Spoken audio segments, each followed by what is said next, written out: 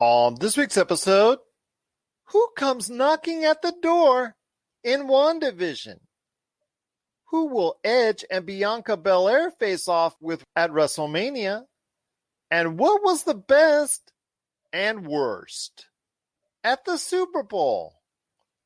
All this and more as we once again delve into the pop culture cosmos. Welcome to the Pop Culture Cosmos. And we're back with another episode of the Pop Culture Cosmos. This is Gerald Glassford from Pop Culture Cosmos, Game Source, Inside Sports Fantasy Football, and the Lakers Fast Break. We truly appreciate everyone out there listening to all of our great shows. And if you can, please give us that 5-star review on Apple Podcasts. Plus, if you can like, share, subscribe, follow, or do anything that you can to support us here at the Pop Culture Cosmos, it is sincerely appreciated. But it wouldn't be a Pop Culture Cosmos without a good friend of mine, and I've got a good one on today, subbing in, hopefully, for the next couple weeks, for the busy man, Josh Peterson, out where he is, because he's a busy man indeed. You've got to follow him on the Twitter and the Instagram at CastleFPV. That's Castle with a K, FPV. It is my good friend indeed. The man who I am normally with on Fridays is now here on Mondays for a little while. It is Marcus De La Garza. And Marcus, good to have you back, my friend. We're going to go ahead and do like a little bit of bumper action. One bumper side, your thoughts on WandaVision, and on the other, it's The Expanse. Oh, man.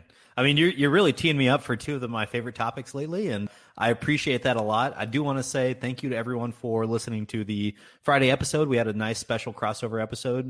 It's nice when we have everybody on together, and I really enjoy doing those. It allows us to really cut loose and just have great conversation. So I really appreciated that for our Friday episode. But I am looking forward to talking WandaVision and The Expanse. Let's get to it, Gerald. Well, let's get to it, but I first want to mention that who's on the show today. TJ Johnson is going to be on here in just a few minutes. He'll be talking WandaVision episode 5 coming up here in a sec. Jonny Benson from the Beer Man Beer podcast, he's coming up on the back half of the show talking about who he thinks Edge and Bianca Belair, the winners of the Royal Rumble, will face off at WrestleMania. And then my daughter, Ellowyn Glassford, is back also with her thoughts on WandaVision and what are the best and worst ads and also trailers for this year's Super Bowl. But first, my friend, it is WandaVision episode 5, and it was a pretty good episode, and it really just honed in on itself with a ending shocker right as we ended out of the show.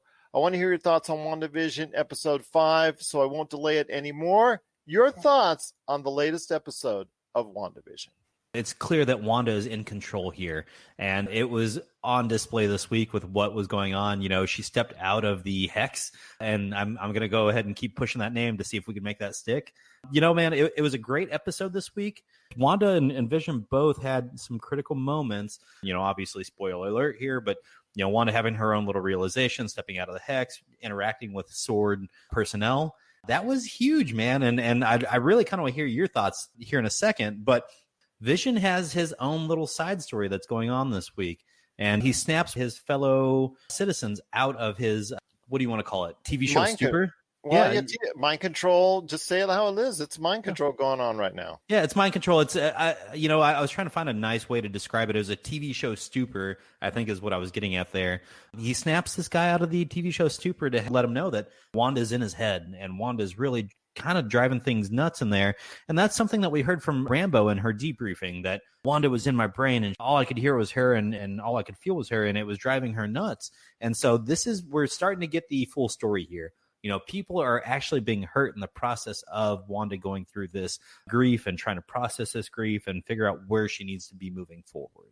And that's what really concerns me is, you know, we had that moment early on in the episode where we described Wanda as a terrorist.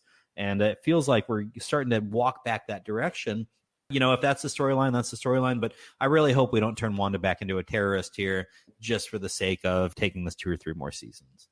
You know what? I'm not sure if she's totally in control, because at the very end, there was a surprise knock at the door, and that knock on the door was from Pietro Maximoff. It was. It wasn't the Pietro Maximoff that she was thinking, because it was Evan Peters, who played Quicksilver from the X-Men films. He was at the very end of the episode knocking at the door, but it wasn't Evan Peters playing the Quicksilver from the X-Men movies per se. It was Evan Peters playing Quicksilver, playing Pietro with a New York Italian-style accent, a very much different type of accent than what he portrayed at in his X-Men movies. And she had stated just before he knocked on the door that she didn't know that knock was happening. So there was some control. Yeah, there was some really, really, really interesting interplay there between Wanda and Vision there at the end, when Vision's really driving at her and asking her the important question of, I know that you're controlling all this. What are you doing? What are you trying to get at? And then all of a sudden the doorbell rings and she claims that she didn't make it happen. So, I see what you're getting out there with, is she really in control? I think she is. And I think that the fact that she reintroduced Pietro and recast Pietro with a good doctor. Did she recast? Did she actually control what was happening on that occasion? I'm not so sure. And I understand, I could see how you want to be skeptical here, but at the same time, I'm going to keep going with the theory here. Wanda's in control. Wanda's running all of this, and might be her next level of snap. And I think she might have snapped here, and she's really starting to blur some conscious storylines here. So that's very interesting. And what's going on with WandaVision episode 5, her face-off where she actually exited the zone, the hex per se, the hex. Let's call it the hex. Come on. Yeah, let's call it. She exited the hex and faced off against the sword agents and told them to just go away. And the sword agents, knowing that she's actually captured an entire town, obviously said they couldn't. Right. And so she had to face off against them with her Sokovian accent. What do you think was behind that, with her actually choosing to go back to that Sokovian accent? That really drives home your theory of somebody else is in control here, because, Wanda stepping out of the hex here, dropping back into that Sokovian accent, this really kind of speaks to the fact that even if she is in control and organizing everything that's going on in Westview, it's not necessarily her exerting all that control. And so I think this is somebody else maybe posing as Wanda, or somebody controlling Wanda and driving her out there to say the things that she said. But only time will tell. I think we need another episode or two before we can really start solidifying this theory. And that's where I'm just a little bit more hands off than you are right now. I think I want to step back and say, Wanda's in control. Let's leave it where it is. The more information we get, the better. I'll start making some different fan theories after that. I still think more is behind it in regards to what's going on with WandaVision and the Hex and all that. I still think that there's other forces at play. Somebody might be pulling those strings. Somebody might be helping pushing those buttons in WandaVision. I still think that's the case. But we're going to hear more opinions today from TJ Johnson and also as well Ellowyn Glassford before we head on out of the show. So I'm very interested to see exactly how they feel about this latest episode of WandaVision. It's going to be a great episode today. I'm looking forward to it. But one last thing when it comes to WandaVision, what exactly are you looking forward to this coming week in episode 6 of WandaVision? I was really, really impressed with the whole family ties and Full House aspect that we kind of embraced this week. I'm looking forward to see where we take it next week. It's for me, the guesswork in what TV show are we trying to emulate here? What TV show are we trying to, really make some callbacks to? I've really been enthused by that week after week. So I'm looking forward to that next week to see where we go with that. As far as storyline goes, I'm with you. I think I'm looking to see the development. Is Wanda truly in control? Is somebody else in control, and Wanda's only exerting partial control at this point? Those are the questions I need answered. And I know that, maybe next week, the week after, we should be starting to get more of that information. We will be getting more of that information in the coming weeks with WandaVision. So I'm looking forward to hearing your thoughts as we move along with the series, getting into episode 6. Not too many more episodes left of WandaVision. So it's going to have to go ahead and start revealing itself just a little bit more, and maybe even more quickly than that, because there's only 4 episodes left of WandaVision. So I'm looking forward to talking with you and more people out there on these latest episodes of WandaVision. But if you have thoughts on the latest episode of WandaVision, episode 5, or the series as a whole, please let us know. popculturecosmos@yahoo.com. Well, coming up next is TJ Johnson. He has some thoughts on WandaVision. Then right after that, at the back half of the show, it's Jonny Benson from Beer Man Beer Podcast. Then my daughter, Ellowyn Glassford, on the Super Bowl and also WandaVision.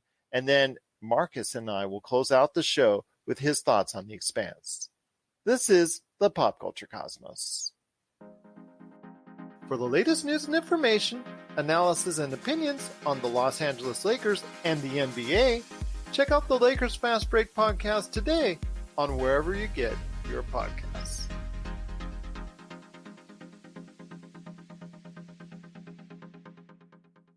And we're back with the program. It's Gerald Glassford coming right back at you here at the Pop Culture Cosmos with my good friend, Mr. TJ Johnson, once again back on the program. And not only is he smiling because the Lakers are doing so well, but then again, that's for another day on the Lakers Fast Break Podcast.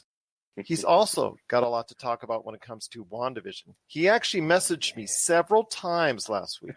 I got to talk to you. I got to talk to you. I got to talk some WandaVision. And I was like, okay. So we couldn't work out any times. And I'm just heading out the door. He says, I can talk to you now. And I just said, okay, drop everything because he's here. He wants to talk WandaVision. It is my good friend, once again, TJ Johnson. And TJ, just glad to have you talking WandaVision or anything else on the program. Man, brother, I'm glad to be able to be here to talk WandaVision. The reason that we had such a bad connection, and I was trying, is I was sending messages. I was stuck in Westview, and I thought you got the code for help me with I need to talk about WandaVision. I thought that would have computed, but it just didn't work out. Luckily. Well, you got to do it on one of the Commodore machines. I don't think it was a VIC-20 or Commodore 64. May have been a Commodore 128 where Vision had it hooked up to on this week's program. He didn't touch my head. He touched the guy around me. So with that scene where he was touching the guy's head and the guy freaked out for a second, I was next door. Okay, fair enough. You got just wanted, maybe you were one of the ones that were chanting exactly what was contained within this email. Right. But we are up to WandaVision episode 5, my friend. And I know a lot of people are very intrigued, especially with the shocker. Well, I don't know if it's so shocker because it already. At the end? Yeah, something happened at the end. It was a shocking reveal, although, again, it was kind of leaked out. But they didn't leak out who. That nobody was really sure which version of Quicksilver was going to go ahead and be there at the end. But I will go ahead and touch on that in a second. I need everyone to hear your thoughts on WandaVision to this point, and then we'll go into episode 5 because, again, you've been so excited to talk about this. I've seen your social media. I've seen your 15 messages that you tried to give me that we tried to hook up on that you need to talk WandaVision. Yeah, so, man. I don't know if you've been catching up on the show. 1 and 2 were okay, but I love that nostalgic nods. I thought Paul Bettany and Elizabeth Olsen have been fantastic. That's the reason why those shows for the first 2 episodes were as good as they were. Like I said, for me, they were okay, just fun, nostalgic things. Episode 3 kind of opened the door for me. Episode 4 let me on in. It was truly a fantastic episode. And of course, right through, very solid episode to back that up. But I want to hear your thoughts so far leading into episode 5. Gerald, I think your sentiment pretty much is the standard. I think everybody kind of felt that way. Everybody thought, okay, one, it's Marvel. So they're going to give it a chance just because of the fact that it's Marvel. Because it's Marvel, they're going to give it that first initial shot, right? But then you get to those first couple episodes, like, all right, this is okay. This is cool. It's different. It takes a bit of, this is not the Marvel that we're used to for the last 11, 12 years. This is definitely a different speed, a different style, a different everything in regards to the way Marvel's delivered our cinematic universe that we've come to grow and know and love for the last 12 years. So it's just different. So the first 2 episodes, I absolutely agree with you. I thought they were good episodes, but not because they were great from a pacing standpoint, because it's just not what we're used to, but they were great little nods to the Dick Van Dyke Show in episode 1, and then more of the Bewitched, I Dream of Jeannie-ish starting to go in episode 2 when they went from black and white to Technicolor. Then episode 3, it seemed to be a little Partridge Family, but you can kind of see where they kicked the door open and started showing a lot more, because that's what we really wanted to see. We wanted to know what was going on outside of Westview. How is the outside world looking at this? Where in the timeline exactly did it take place? How do we know what's happened to these characters prior to? Like, is this all just in Wanda's head? Like, what's going on here? So episode 3 really kind of started to crack open the door a little bit to much more of what we were looking for, more of the behind the scenes stuff, or the behind the scenes in Westview type things. And obviously episode 4 really pushed the door open. And then come episode 5, it just blew the entire roof off the production, off of everything. And yes, like you, social media had told me that there was a big shocker. I didn't catch who it was through social media. So I'm very, very grateful for that. I didn't catch who it was, but there was this whole huge surprise at the end type deal. And especially because I didn't watch it, it comes out on a Friday morning at like 2 a.m. or something like that, like midnight or something crazy. I'm going to work. So I didn't get a chance to see it before, the spoilers got put out there. So I made sure Friday night, I get my wife, I get my daughter. My son just went down for a nap, so I get my wife, my daughter, we watching it. And I said, all right, it's time for WandaVision. We watched every episode together thus far. It's time for WandaVision. We're watching this episode, and we had this running theory, at least I did. I'm clearly the nerd in the family, right? So I'm telling my wife, okay, this House of M type stuff, right? Wanda's the big bad, and now we're getting into the House of M territory where she's created this whole world, and she's in control, and et cetera, et cetera, et cetera, et cetera. And she was like, okay, that's interesting. So she, we've got the kids, and all of a sudden they went from not being pregnant to being 9 months pregnant to having 6-month-old kids or 3-year-old kids, whatever the case may be. It's been such a quick time jump. But I told her, I said, now all we're waiting on is Quicksilver. We're just waiting on Pietro. He's going to show up at some point. So I was expecting Quicksilver. Aaron Taylor Johnson. Well, I was expecting Quicksilver. That's my point. I was expecting Aaron Taylor Johnson. Yes, I was expecting him. I was not expecting Fox's Quicksilver. I was not expecting Evan Peters. I was not expecting him.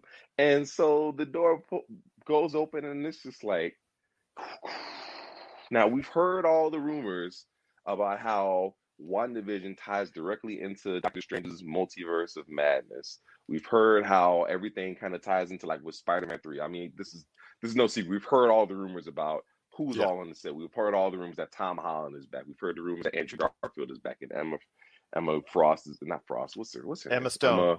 Thank you, Emma Frost. Emma Stone. That's another X-Men reference. There you go. Emma Stone is back. We've heard that Kirsten Dunst is back, and Alfred Molina, and William Dafoe is green. So we've heard all these rumors, but because we live in such a day of social media and instant information, that it's like, okay, well, is this real, or is this just what I want to believe? It's just what somebody want to feed me.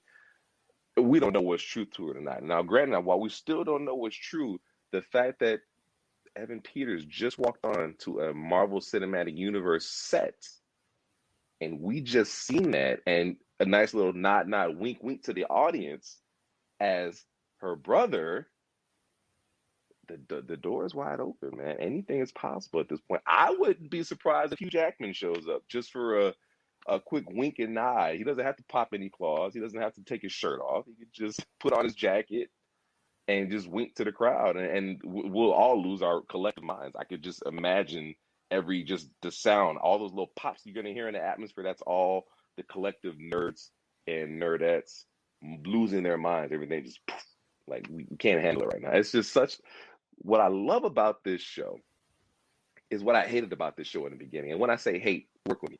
It was just so opposite of anything that we had come to know from the cinematic universe. So it was just such a different, and then it goes to show you the difference in a sitcom versus a movie. In a sitcom, you've got to fill 10 episode slots, or how many episodes are scheduled for this, I'm not sure, but however many episode slots are fitted for the beginning of the season to the end, you've got to fill those blah, blah, blah episodes, those X amount of episodes. As opposed to a movie, I've got 2 hours, 2.5 hours to give you all this information, all this expository stuff, all these inciting incidences, all these climax.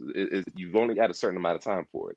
As opposed to a sitcom, you've got to build to it. And that's what I've come to appreciate about a show like this, is that it's not giving everything to you at once. It's trickling information. It's getting you just enough to keep you hooked. It's getting you just enough to keep you talking about it, because that's what we've been doing. We've been talking about it. We've been talking about it, saying, well, how is this going to really play out? Who's the villain? Who's the big bad? And you want to say, after watching episode 4, right? Because that's when it was kind of revealed that Wanda was the one in charge. So when she went, or at least so we think. Or at least so we think, right? So that's when she's out of there and she's like, it's all Wanda. It's all Wanda. Of course, that's all of our initial thoughts. We're all thinking it's Wanda. So the skeptic in me is like, okay, well, now it's not Wanda. Because everybody thinks that. And the first thing she comes out and says is, it's all Wanda. It's all Wanda. Okay, well, now it's not Wanda. Now there's part of it that's Wanda. Absolutely. I don't disagree with that. But I don't know if I believe that all of it's Wanda. I think something's pushing your buttons.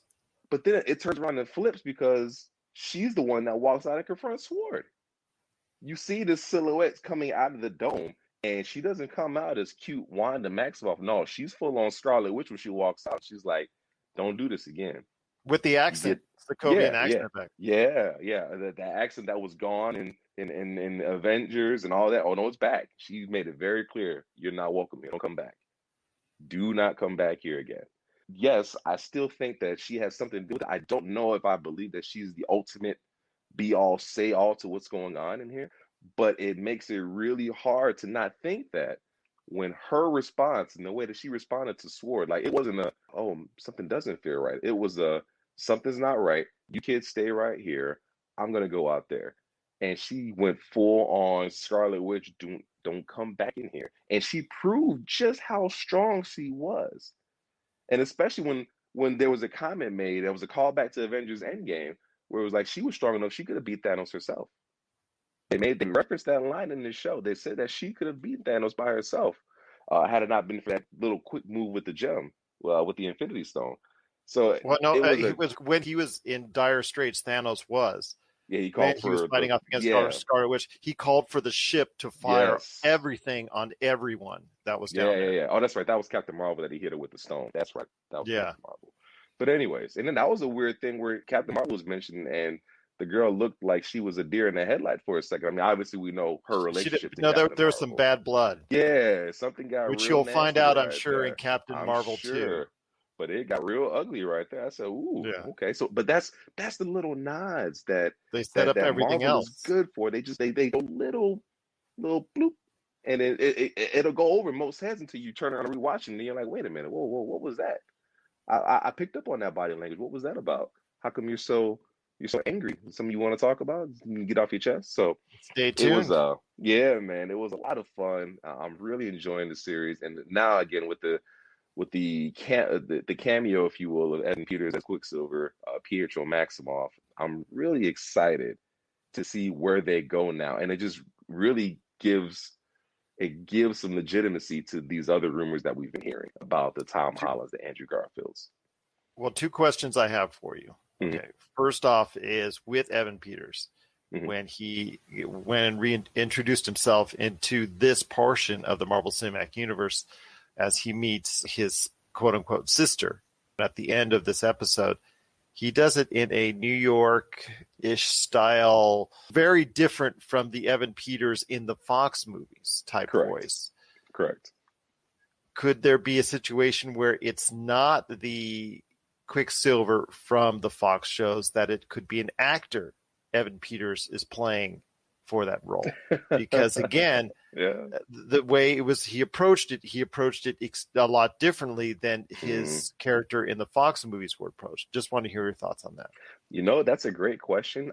I don't put anything off the table. I really don't. I mean, because if you look back and you remember in Thor, it was 3 where you had Matt Damon playing Thor, or Loki. He was playing Loki, or whatever the case may be.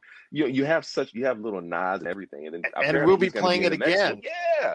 So you've got little nods. It's so hard with Marvel and Kevin Feige. God bless him, man. He has a pulse on his audience, man. He knows how to get the most bang for his buck. He seems to know every single hit that the audience loves. And the last question, I wanted to touch on this with you with WandaVision for now, because I definitely want you coming back on to talk more WandaVision as we continue to go along, is one of the criticisms that I had, that Josh had, my co-host, and others have had, is that those first 2 episodes, were quirky as they were, had everybody kind of questioning it. If you didn't catch the breadcrumbs that were laid out by Marvel early on, you really kind of didn't get it. If you weren't a diehard Marvel fan, you may have not stuck with it. In fact, I've heard several people at that point in time say, you know what, I don't get it. I just don't understand what's the allure to it. So I'm leaving and bailing out. Episode 4, to me, still stands as the best episode in this series so far. And I think that would have been an excellent starting point for those trying to initiate themselves in this new part of the universe. Because I think there is, with Disney Plus, a lot of people now wanting to go ahead and acclimate themselves to some part of this universe. I want to hear your thoughts on if episode 4 would have been a better starting point for this series. Wow, that's a good question. I have to say no. I think where they started was the best. And here's why.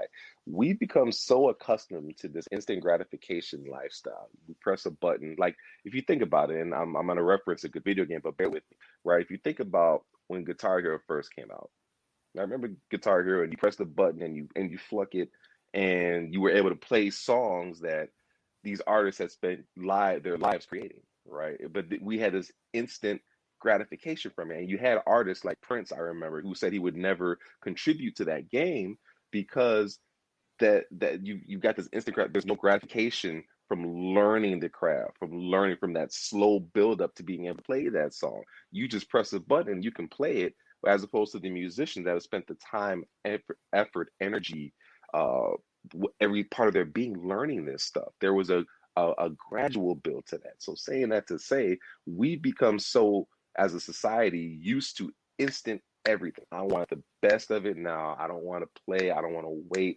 I don't want to play this waiting game. And I think it's so important when you tell a story that you have to have build up. You have to have anticipation. And I think it's important that you leave room for a little bit of doubt at the beginning to, maybe this isn't as good as it was. Because then when it turns, then when that page turns and that button is hit, and it's like now it's like, oh, so you go through this little bit of they say that it's not about the ending, it's about the journey. You go through that rough patch of the first couple episodes because you're still trying to figure out what the heck is going on. And even people who have never watched the Marvel anything are trying to figure out what the heck is going on. Well, truth be told, if this is your first introduction to the Marvel Cinematic Universe, then shame on you.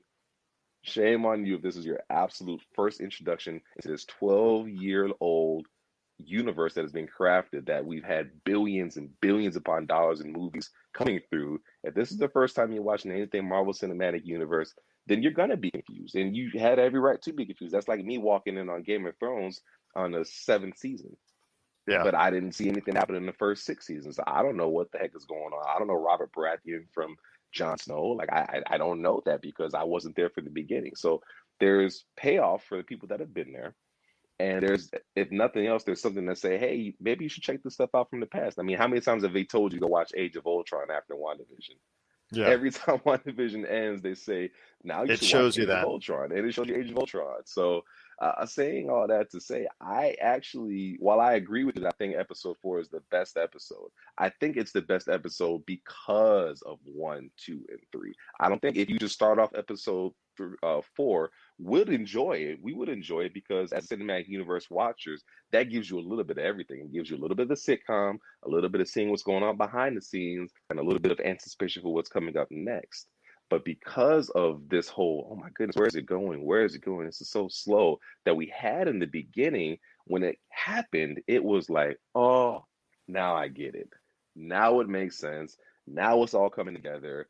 Now we've earned this aha. It wasn't just given to us. We've earned this moment to be like, now we're enjoying this show. Now this is must-see television. Because at first you were probably a little confused. You're probably a little concerned, thinking, I don't know. But then again, Kevin Feige, he knows what he's doing. He just kind of pulls the rug right out from under you and says, nope, no, I got you. Just sit back, relax, and enjoy the ride. Well, I'll tell you what, it's been great talking to you on everything WandaVision. Once again, it's TJ Johnson, who hopefully, again, if this time bears it, will come back on the show again to talk WandaVision. Yeah. My friend, it's been so awesome talking to you. Yeah.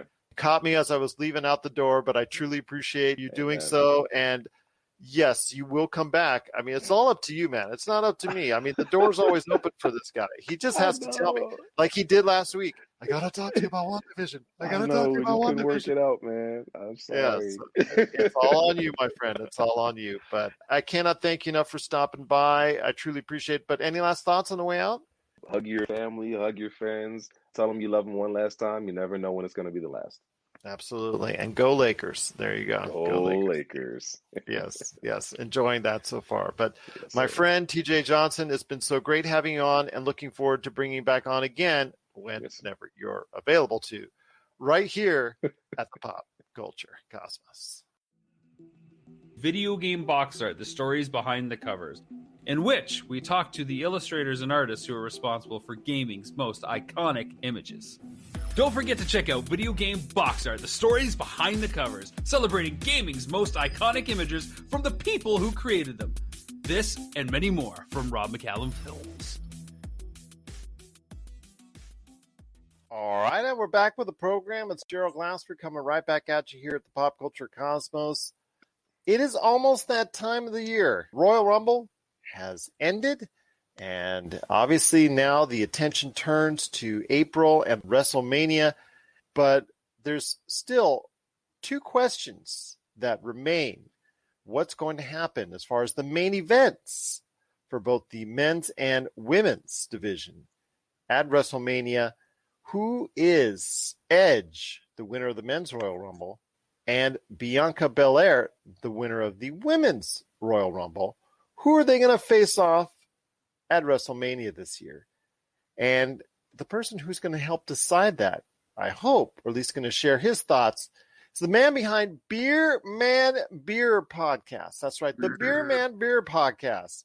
You got to go ahead and not only have some beer, but check out his show each and every time out, wherever you get your podcasts. It is the Beer Man Beer Podcast, and one of the crazy guys behind it, and a man who was just immensely helpful to me during Indie Pods United. And I'm so grateful for his help in creating and helping shape the awards for the independent podcasting community out there, is Jonny B. And Jonny, great to have you part of the program today.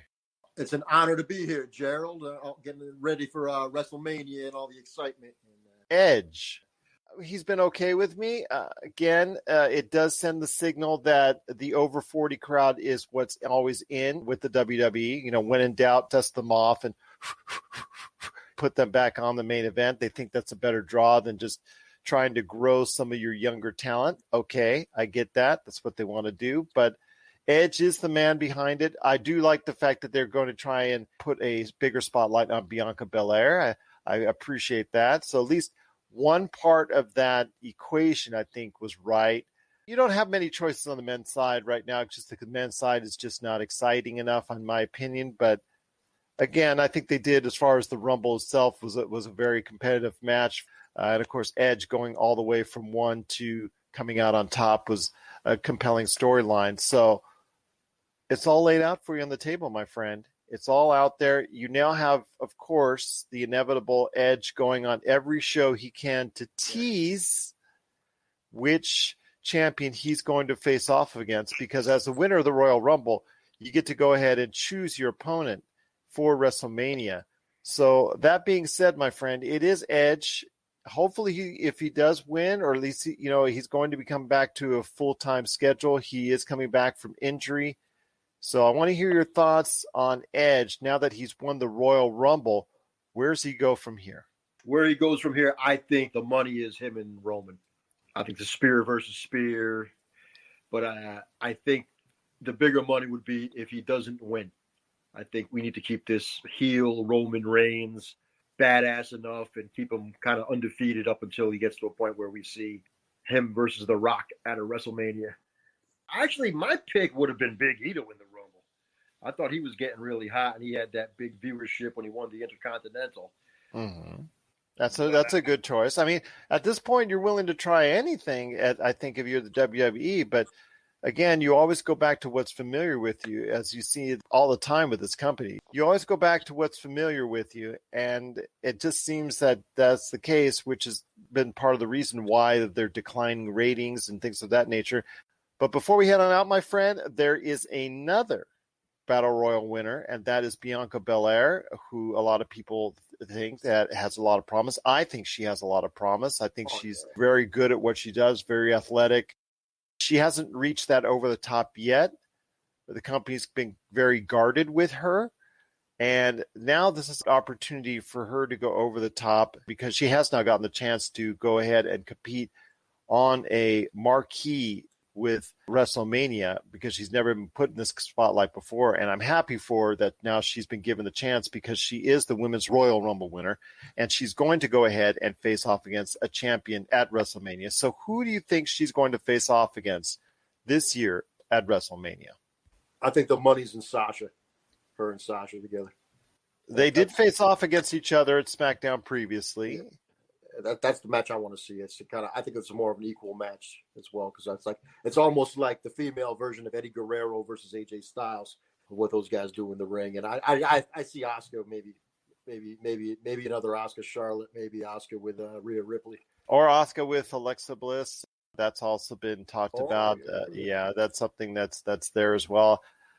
For Asuka, who has won every major title there, she hasn't had that major marquee win, so I'm hoping they'll give her that spotlight at WrestleMania, but I'm not quite so sure because the company has not given her the opportunity, even as champion, to go ahead and shine in the spotlight very much. I'm kind of disappointed with that. But Bianca Belair versus Sasha Banks, you have a situation now where the company is really behind Sasha Banks because of her time right now with The Mandalorian. She's a name that's out there. Again, do you see a point where Bianca Belair is just going to come up short? Do you think they're going to allow her the opportunity to become champion? No, she's going to be the champ. She's got to be. That's how they're going to make her a star. She got to win. If she loses, there's that 50-50 booking you were talking about where, you get them hot and then you cool them down and then they don't get to become the star. So many reasons to get the fans behind her too. Even like her parents jumping up and down on Instagram. You got like Babyface here. She's a star, I would say it's a big mistake to not put her over. So before we head on out, my friend, those have been some great thoughts on who you think the winners of the Royal Rumble are going to happen. But I want to go ahead and say before we head on out, you've got a great show, Beer Man Beer Podcast. I appreciate the love, man. Yeah, no problem. So it's the time for the sell job, man. So it's the time to sell people on why people need to check out the Beer Man Beer Podcast.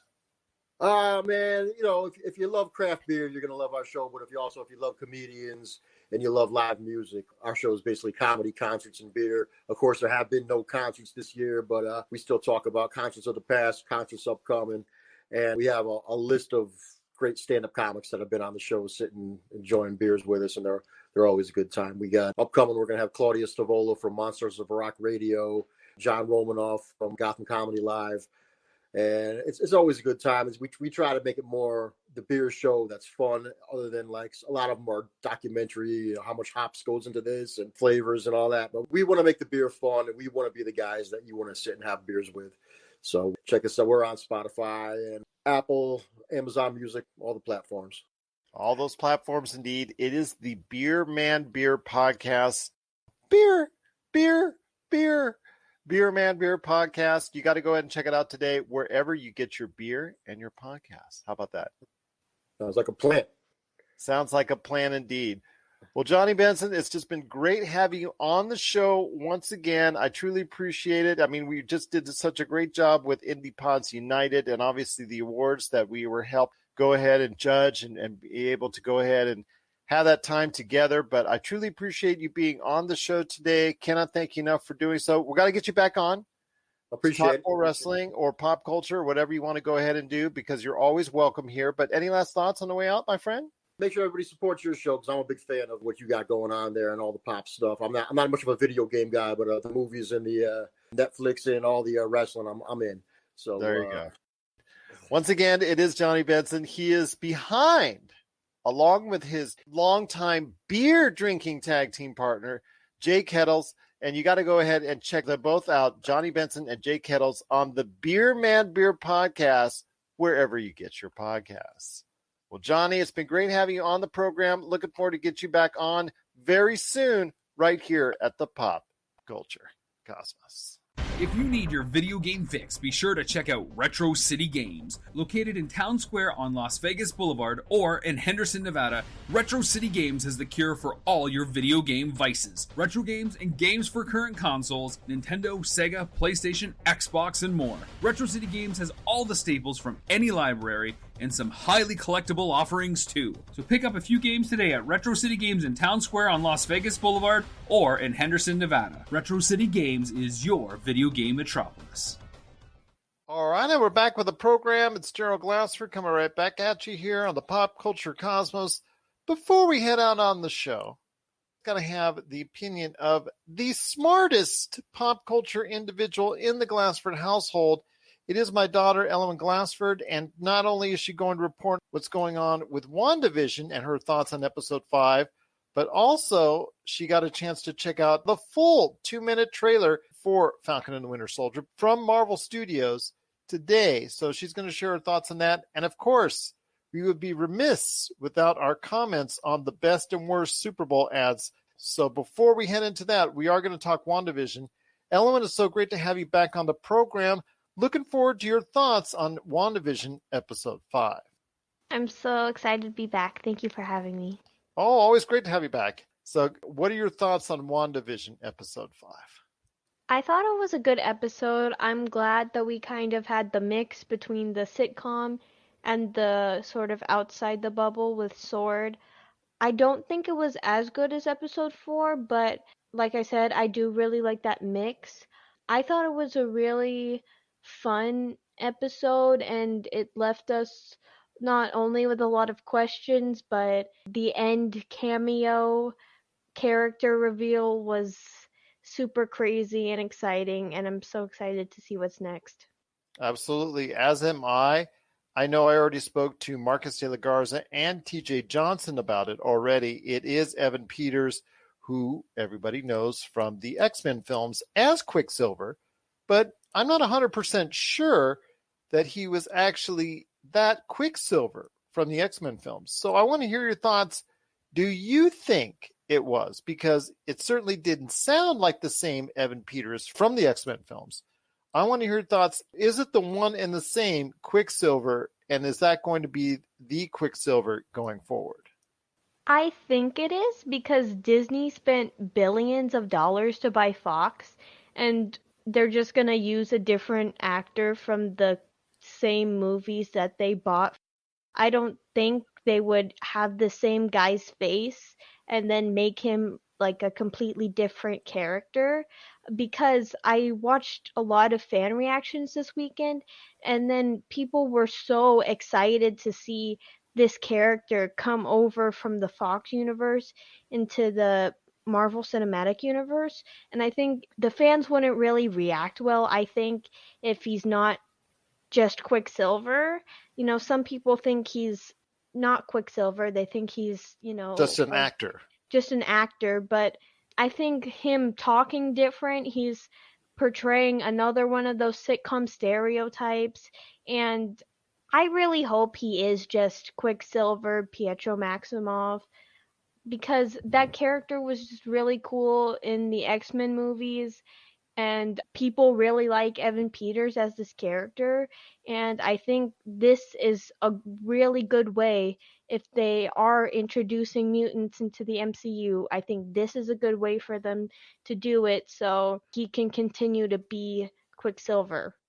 Well, fair enough indeed. But I know you and I are excited for what's to come with WandaVision, but you and I are also excited on what's to come for Falcon and the Winter Soldier, which had its trailer today. And even though it didn't give away too much, it did show Baron Zemo back out and about, looking to go ahead and restart his mission, or finish his mission, as he said. It also showed the Flag Smashers, which was an individual in the comics, which seems to be now seemingly a group that's giving Falcon and the Winter Soldier problems. But the biggest problem between Falcon and the Winter Soldier is themselves getting along and making it more like a buddy comedy. So I want to hear your thoughts on the trailer for Falcon and the Winter Soldier. I thought it was kind of funny how they started out. I mean, they're obviously kind of in a therapy session And we know that they're going to have to learn to work together, but they've always had that kind of argumentative relationship where they sort of bicker at each other. So I think we're going to see that throughout the series until maybe hopefully at the end they can work better with each other.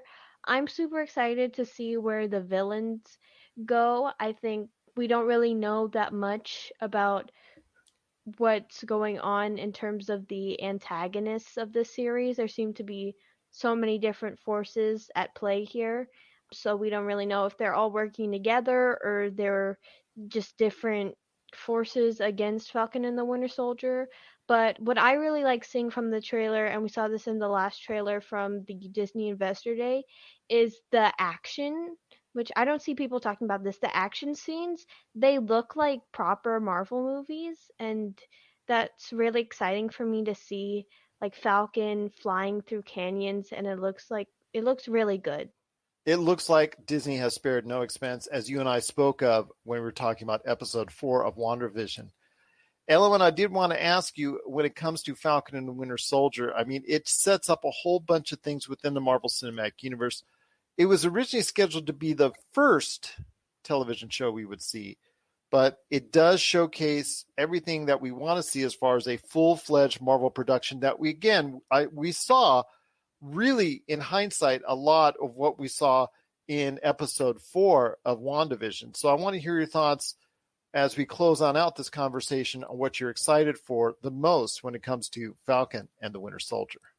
For me, I'm really excited to see Bucky and Sam and their relationship because I'm a huge fan of Sebastian Stan and Anthony Mackie in real life. They're super funny together, and I'm super excited to see how those characters interact. And I'm really excited to see how the story goes with the series because these episodes are going to be 40 to 50 minutes long. Which is Really a little nice. bit longer, just Yes. to let everyone know, than WandaVision currently is. We're gonna get some nice storytelling in the series, and also the action scenes look amazing, and I'm super excited to see where the series goes. Well, I'm super excited as well, and I know the Glassford household is going to be jumping up and cheering every time we see good things happen for Falcon and the Winter Soldier. We're excited to see what's next for those two and also the Marvel Cinematic Universe. And that comes out March 18th, if I'm not mistaken. March 19th. March 19th. So March 19th, look for it, is Falcon and the Winter Soldier heading to Disney Plus right after what we see from WandaVision. So I'm looking forward to not only finishing out WandaVision, but also checking out what Falcon and the Winter Soldier are up to in the Marvel Cinematic Universe.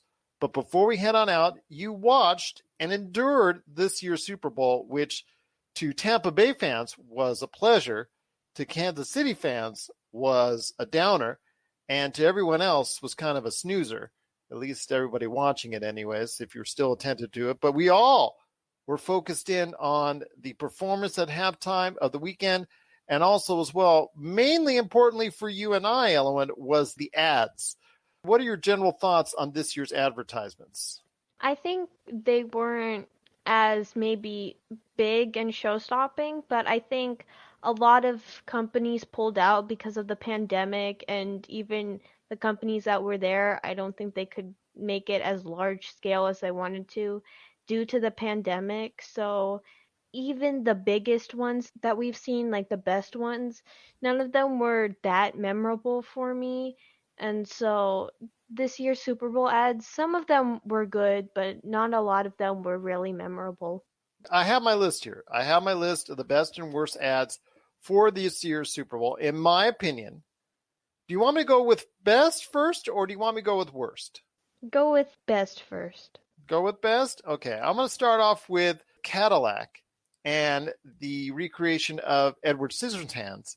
And Edward Scissorhands' son, great actor Timothée Chalamet, who you're going to see later this year in Dune.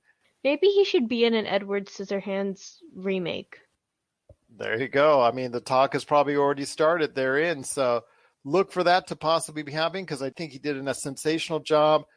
I know the Tide commercial that had the Jason Alexander hoodie was really funny. I thought that was really good. Uber Eats with Wayne's World reviving once again. And this is a theme that you saw throughout the Super Bowl with some of these ads, building on our nostalgia. And Uber Eats with the recreation of Wayne's World with, of course, the stars of Wayne's World and Michael Myers and Dana Carvey. They did a great job as always. So I thought it was really a great recreation of that. General Motors with Will Ferrell and Aquafina. I thought that was a pretty effective commercial about him looking to pick a fight against Norway.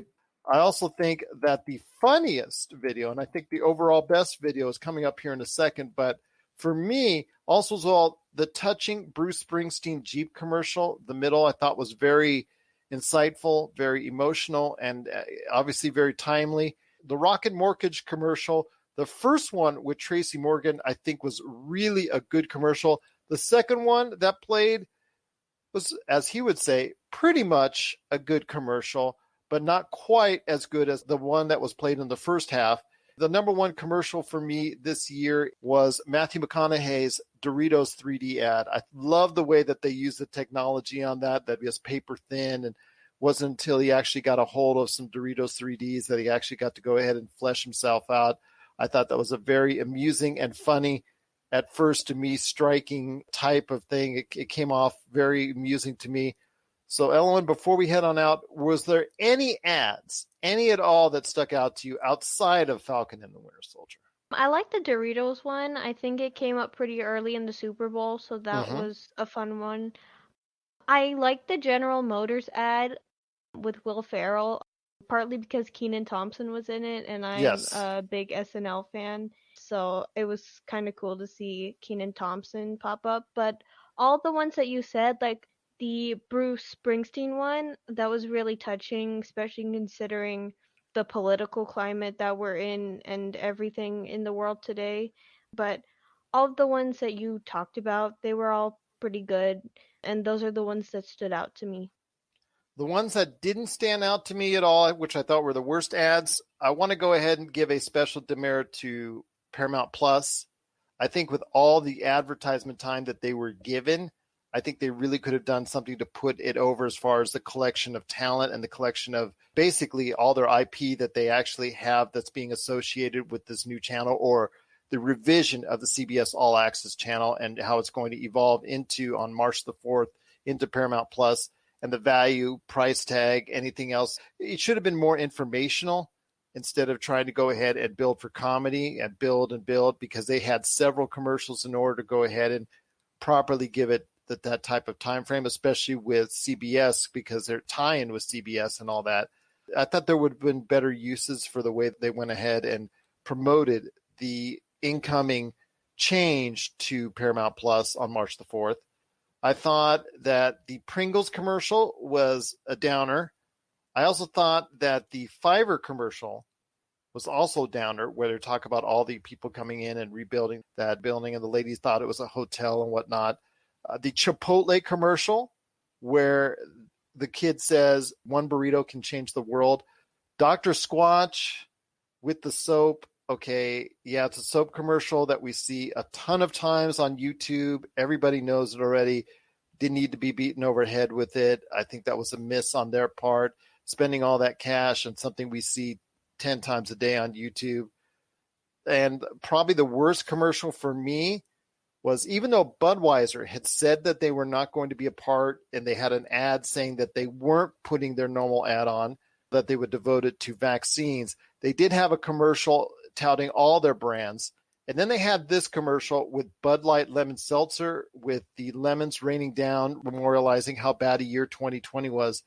I really thought that was a downer of a commercial. In fact, they might have hit me in the head a couple times with lemons on that one. So that was my thoughts on the worst commercial. There was the Bud Light Lemon Seltzer. But there's one more. Actually, I think, I think there's one worse. I've got one worse. And this one actually is capitalized on it, because they know this commercial was bad. And that was Oatly. That was the vegan milk company, I think, that was in there, with the guy that's playing on the Casio keyboard and singing about moo, moo, moo, moo. And that commercial, I think, was even worse than the Bud Light Lemon Seltzer ad. That commercial was so bad. In advance, the company knew that was so bad that they sold T-shirts about how bad their commercial was, and it's already sold out, and it's sold out in 5 minutes. So that tells you right there how bad they knew that ad was. So any last thoughts on some ads that really stuck out to you as being some stinkers that were out there? The Oatly ad was not great, but I guess if they're capitalizing off of it, good for them. The Bud Light Lemon Seltzer ad was not great. The way that they portrayed 2020, that was not the way to do it. And the fact that they were commenting on how bad of a year 2020 was at a party when we still are not in a place where we can go to parties like that right now, not the best thing. The Dr. Squatch, everybody's seen those ads on YouTube. It's just too much at this point. The other ads were they were forgettable, but the worst were probably Oatly and the lemon seltzer and Dr. Squash.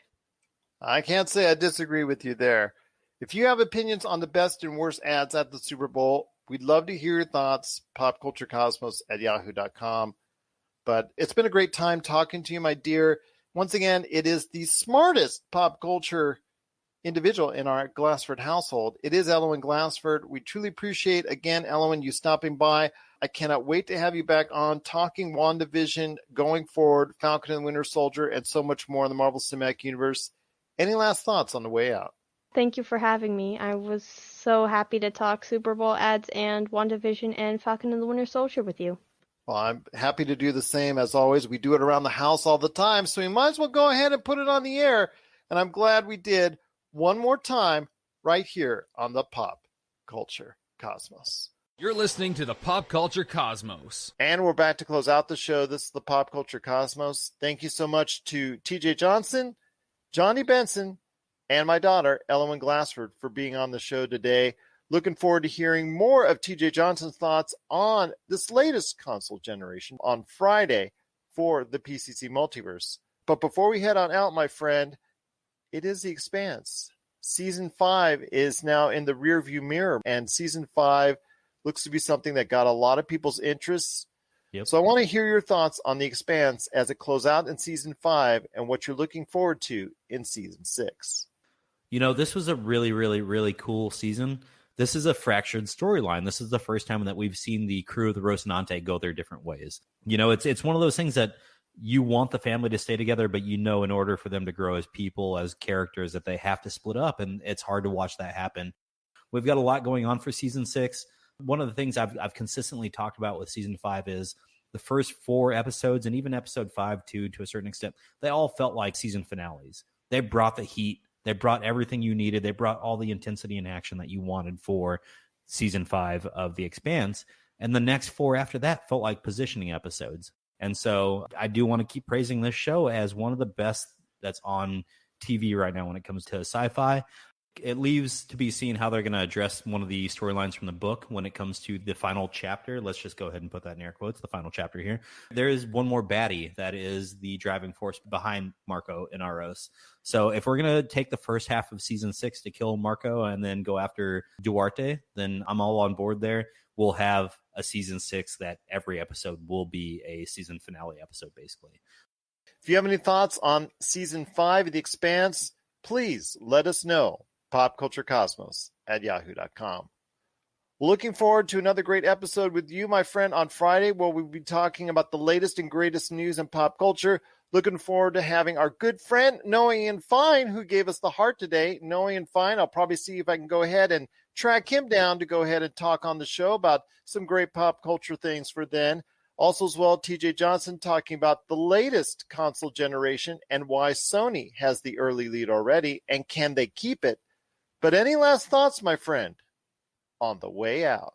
Not much other than on Friday's episode. I know we will be talking briefly about NASCAR. We've got a huge season coming up here.